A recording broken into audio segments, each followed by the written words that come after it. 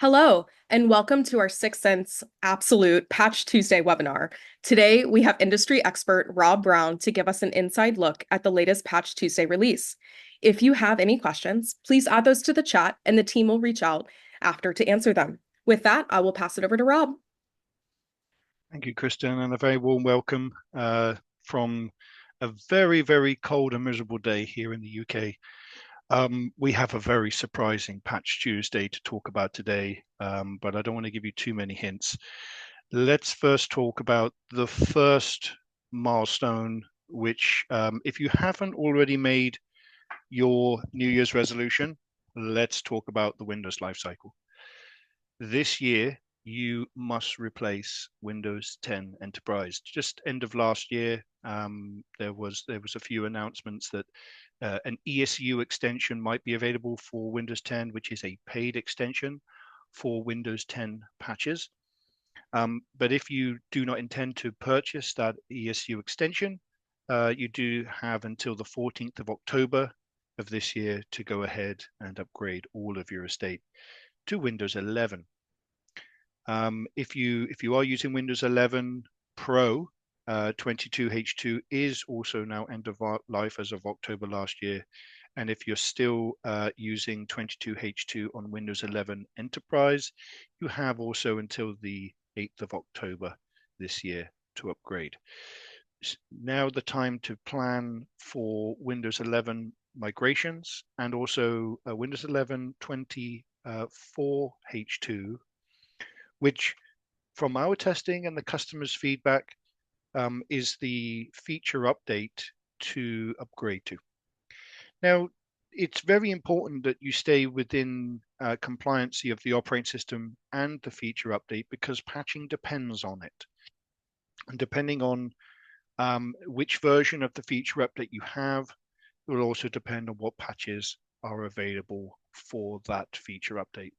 If you do fall out of compliance and your feature update is no longer supported, patching will not be possible until you upgrade to the next feature update. That is why it's so critical to go ahead and put the Windows 11 feature update into your patching strategy to make sure that at least every 12 months you're reviewing what feature updates are available and rolling those out proactively. And that will enable you the most time, especially in multi-language, highly distributed environments. We understand that rolling out such an update could be 5 to 6 gigabytes in size. It's not something that you can do very quickly. So planning is very important. Now, if you have subscribed originally to the long-term servicing branch for Windows 10, then actually you probably have until 2030 to worry about this. However, I don't think those licenses are available anymore, and not very many of our managed services customers are actually using the long-term servicing branch. So please prepare to move to the very latest supported operating system from Microsoft, including the feature updates. We also had some announcements yesterday and the day before from CISA.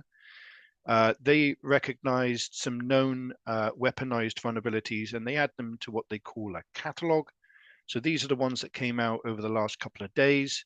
There's a weaponized threat for Fortinet, Fort iOS or FortiOS, Ivanti Connect Secure, Policy Secure, ZTA gateways, which all suffer from a stack-based buffer overflow. And 3 from Microsoft, which is the Windows Hyper-V NT kernel integration, VSP vulnerability, which actually impacts heap-based buffer overflow. Now, the kernel in particular is of interest to me because if you remember last year, we had a CrowdStrike issue which was related to the kernel, and anything that says kernel, I like to test twice. So as part of your test plan, if you have an update that does not have an uninstall, we always recommend to spend twice as much time testing those updates than updates that do have a rollback. And in this case, anything that has the word kernel in it, we actually, as part of our managed services, for our customers, we do twice as much testing as well, because once you touch the kernel, you really if you cause any issues at all, you need to know about the user impact so that you don't have any outages or end user disruption. Now, I said it was an interesting Patch Tuesday because it was the largest Patch Tuesday we've ever had.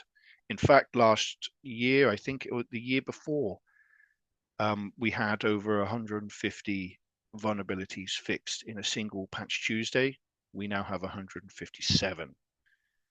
It's a crazy number of vulnerabilities that we've got to deal with from the last Patch Tuesday.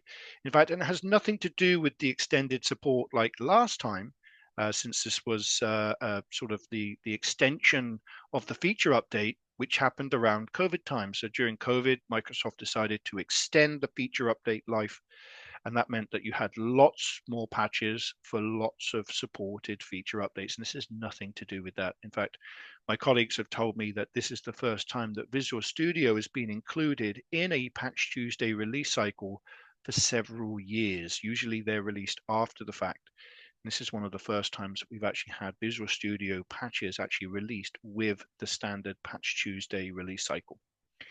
Of the 157, we have 9 of those which are critical, 147 important. There's a couple without a severity, and it's extremely important you keep an eye on those. I don't suspect they're going to come up as critical based on the CVSS score. I think they probably are going to be released as an NA or a low, but please keep an eye. These can change from time to time, especially when Microsoft is evaluating the risks. Now, of the 157, 17 are more likely to be weaponized. Now, throughout, if you're new to the webinar, please welcome. We'd love to see you every single month. I want to give several strategies to you if you are a Syxsense customer or if you are not a Syxsense Absolute customer. Thank you for joining. I'm going to be giving you lots of advice and recommendations on best practices around strategies, even if you're not using our technology. Some of the things I'm going to recommend that you prioritize, you should be able to find in any tool set, with the exception of if you're installing your devices one by one and manually. The first of those being how likely something is to be weaponized. Now, from Microsoft and for our third-party vendors, they do let us know whether something is more likely to be weaponized. It's an internal decision that they make. Now, of the 157, 17 are more likely to be weaponized, and it could be something that is not critical, not high. It could actually be something that is lower in priority. However, the fact that it's more likely to be weaponized should be taken into consideration when choosing the right patches to deploy to your environment, especially across large distributed networks. We understand you can't push everything at once, and you may have to choose what is the most important and next important and next important. Nothing is least important when it comes to patches. In fact, you should always look positively to the rollout of these patches to secure your endpoints. So you should be looking at what is the most critical ones first, and then work downwards in whichever schedule you can fit. Maybe it's once a month, once a week. Do make sure that you target the most critical ones first. Now, we also have 3 that are weaponized. Now, weaponized means that it's under active attack. We find this out from both the vendor and also our antivirus partners. When something is under active attack, it means that there is a high risk to that particular vulnerability. And in fact, we're going to talk about those 3 for hypervisor in just a few minutes. The 17 that are more likely to be weaponized are actually not the 3 that are. So that might be the only saving grace for now.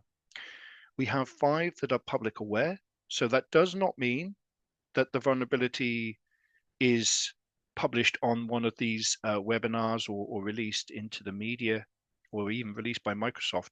The public aware means that someone has found the vulnerability and they've actually escalated this through bug bounty programs to the vendor, saying that they have found this vulnerability and they would like the patch to be fixed by a certain date.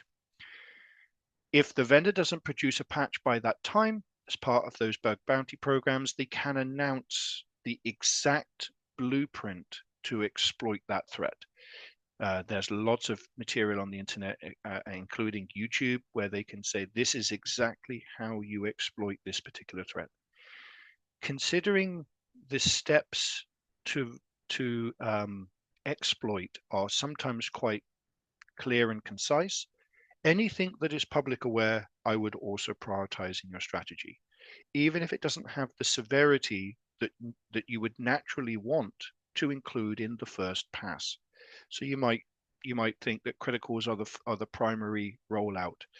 In fact, the three weaponized vulnerabilities are not critical in nature at all. They are important. Therefore, those particular ones you might not deploy first if you're choosing priority alone. We like to take multiple factors into consideration. Public aware, please make sure you do prioritize it. No one wants to be an IT manager that was exploited from a vulnerability that was public aware but just not weaponized at the time. And lastly, jump points. Thank you for not hundreds, but we had lots and lots and lots of messages asking about what jump points are.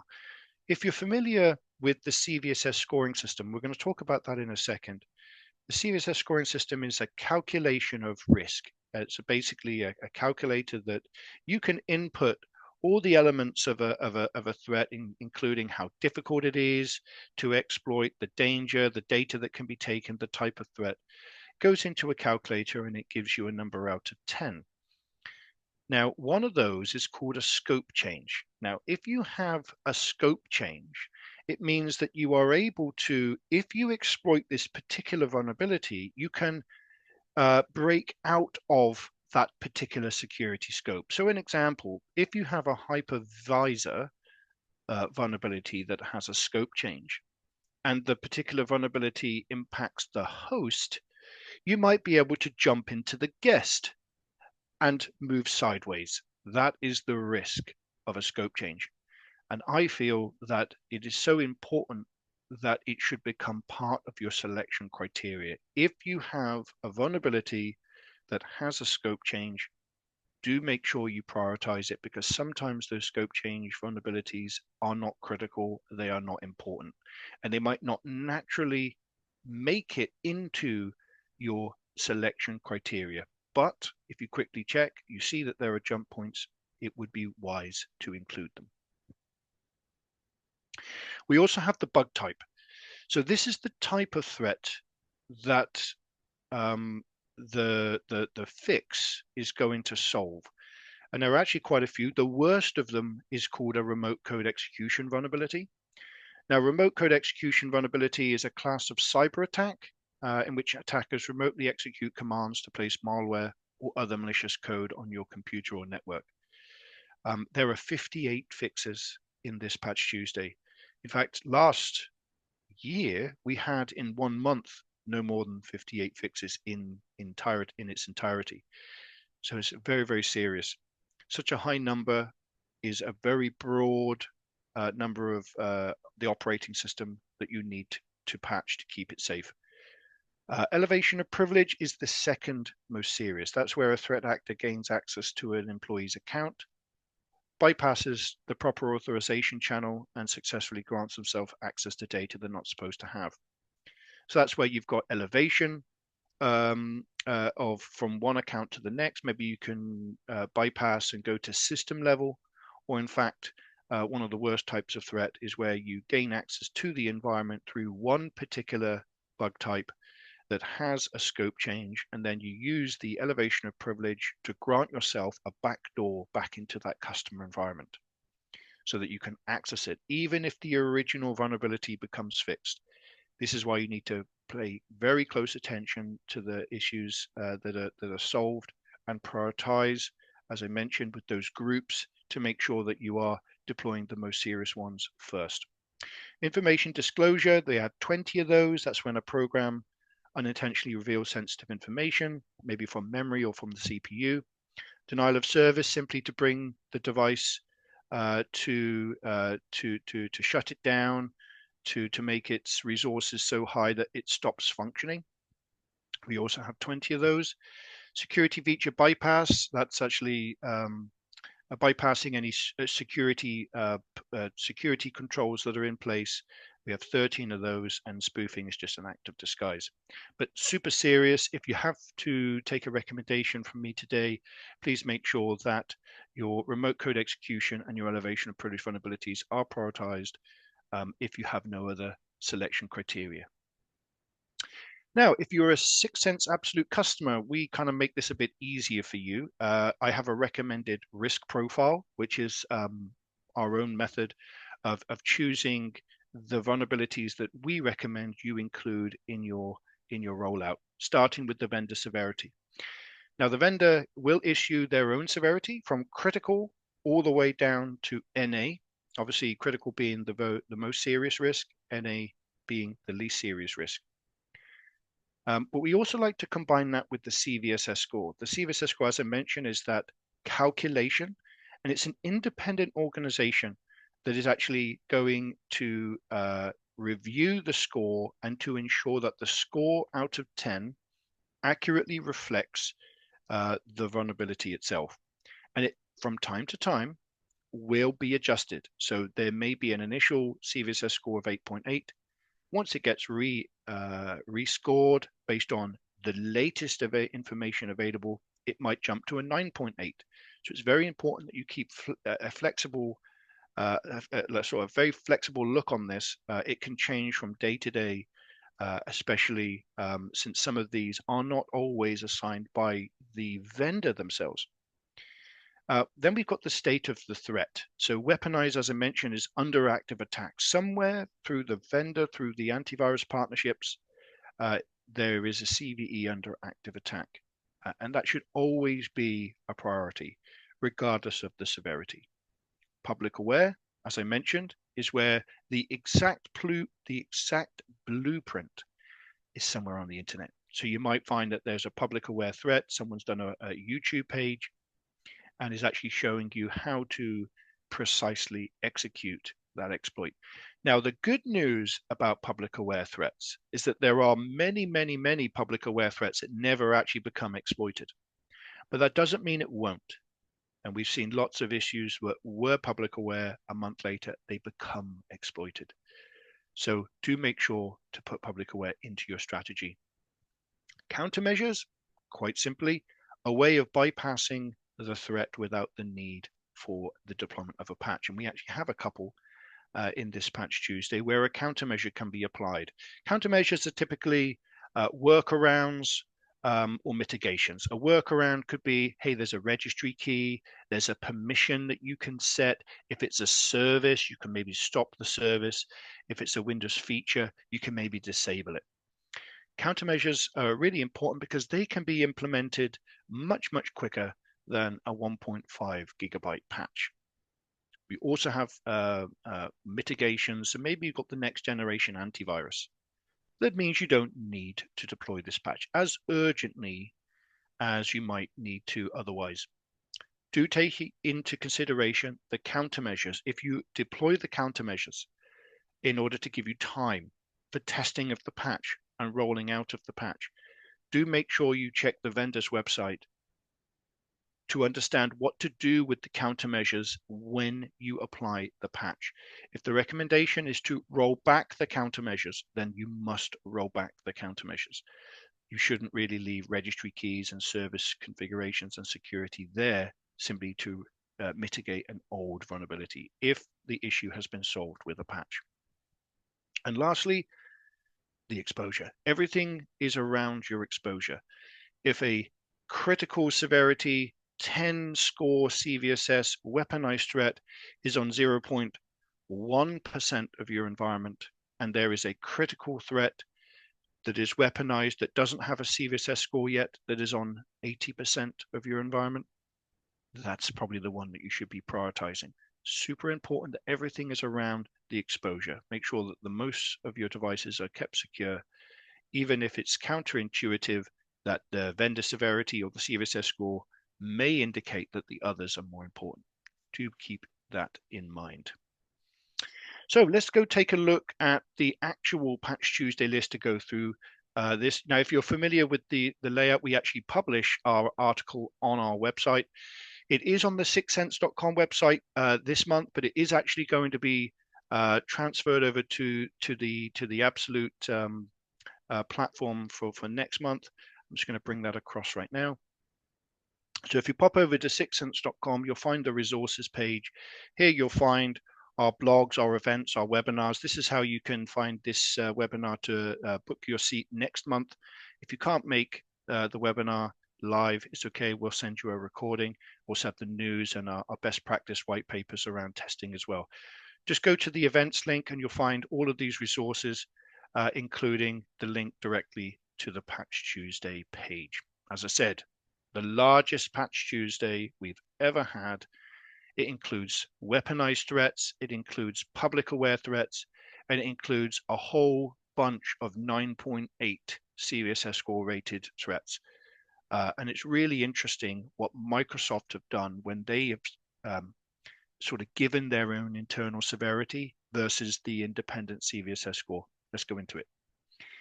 Now, what you need to be aware of in this release is that we have updates for pretty much everything from Windows, components, Hyper-V, Visual Studio, like I mentioned, Microsoft Office, Azure, BitLocker, remote desktop services. There's a whole host of different technologies, and there are lots and lots of updates released to fix them all. When I take the CVSS score and I calculate them all up, I like to do this to give me the average risk of a vulnerability from such a large sample. The combined CVSS score is just under 1,200, but the average CVSS for that entire list is 7.3. 7.3 means you are high severity risk on a CVSS rating. So if the average is high, just to show there is a lot of updates that are also high.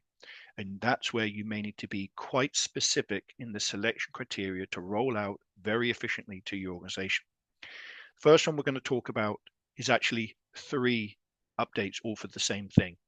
It's CVE 2025 21333, 21334, and 21335. These are all the Windows NT kernel integration VSP elevation of privilege vulnerability for hypervisor.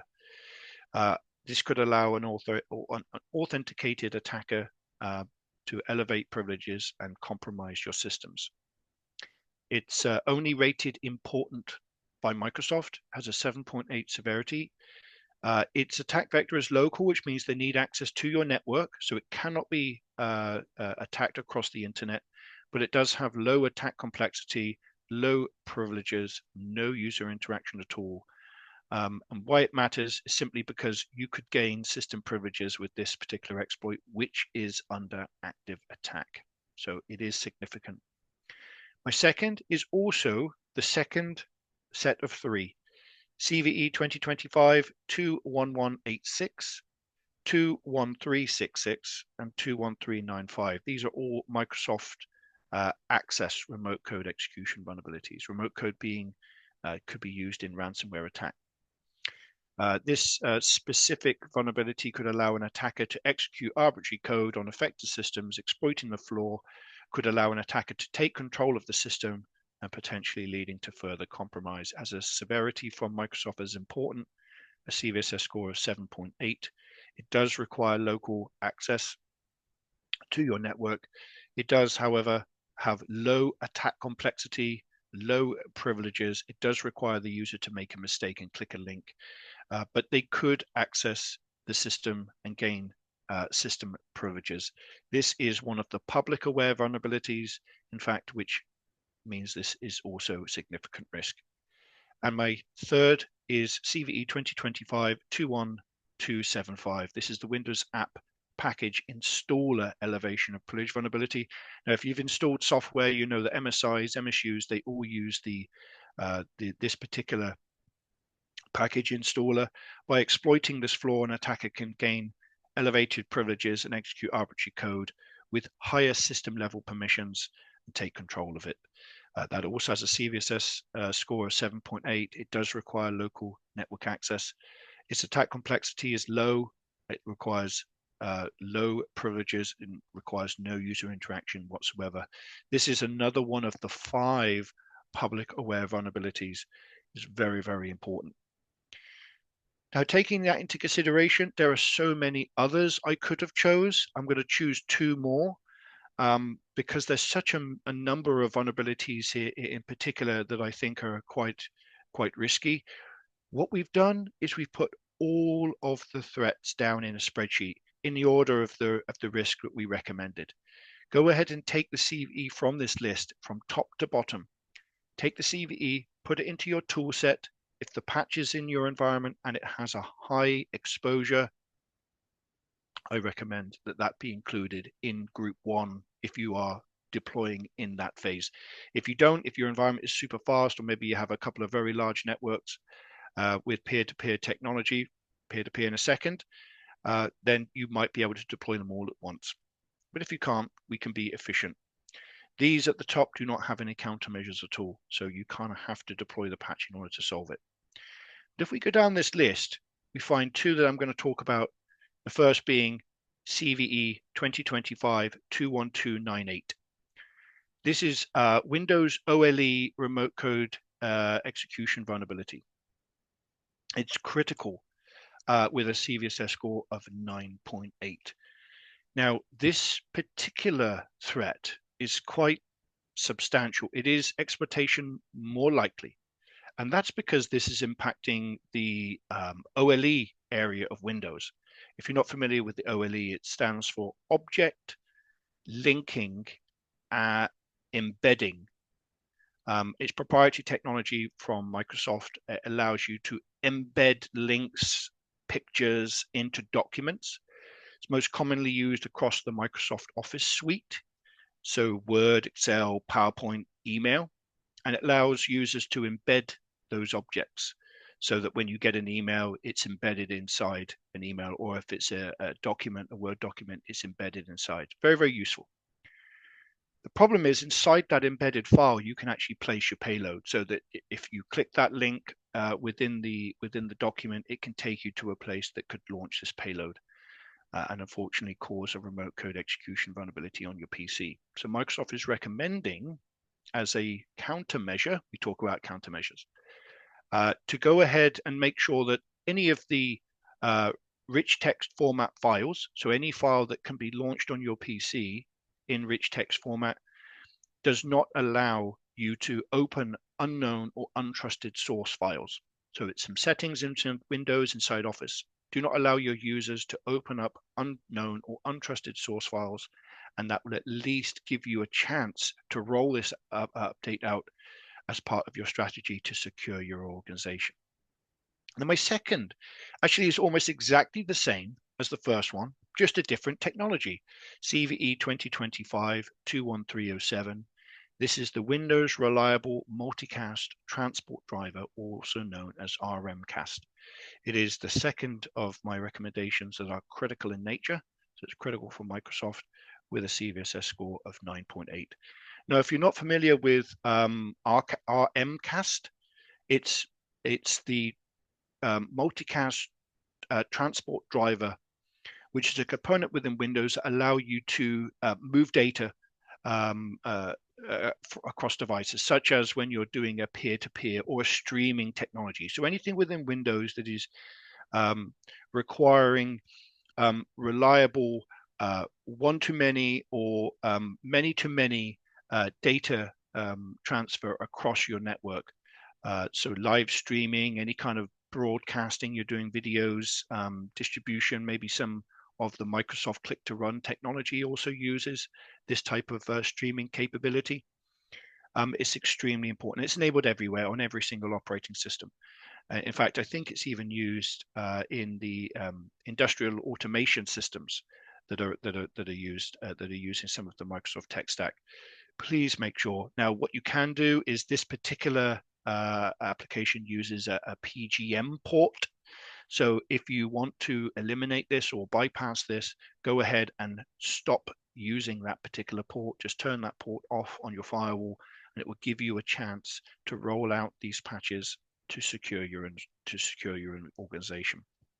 Microsoft is suggesting it's less likely. However, given the fact it's 9.8 and 10 being the very worst kind of threat, I think this is something you should not delay in resolving. Continue down this list, taking every CVE in the order, put it into your tool set, and deploy them if you have a large portion of your environment that's impacted by those particular threats. Thank you very much for joining me today. I really can't wait to see you in February. If you're subscribed to the Syxsense website, please take a look at the Absolute website as well. You might find that there's a different link for the next one. Until then, please stay safe, and I wish you happy patching. Thank you.